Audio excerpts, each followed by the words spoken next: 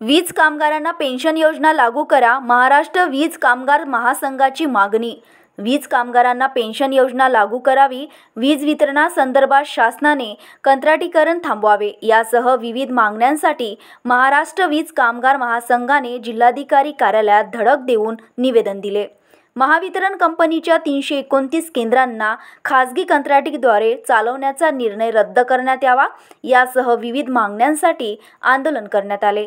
या आंदोलनात महाराष्ट्र वीज कामगार महासंघाचे हेमंत मस्करे, विलास राऊत, केतन पांढरीकर, गोपाल शेवतकर, शेखर सुरळकर, अधीर बेदरकर, गजानन गव्हाळे, संदीप वासेवाला, मुकेश उबाळे आदी सहभागी झाले होते. त्याबद्दल तुम्ही निवेदन देण्यासाठी आलेले आहेत.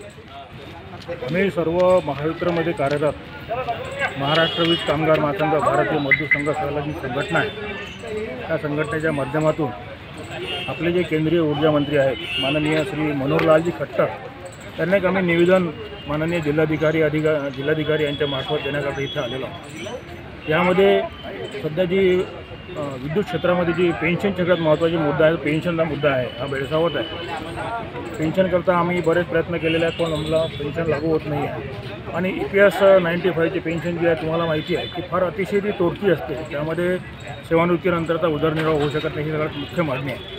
त्याचप्रमाणे सध्या खाजगीकरणाचा वारा खूप मोठ्या जोरात केंद्र शासनाद्वारे म्हणा किंवा राज्य शासनाद्वारे चालू आहे.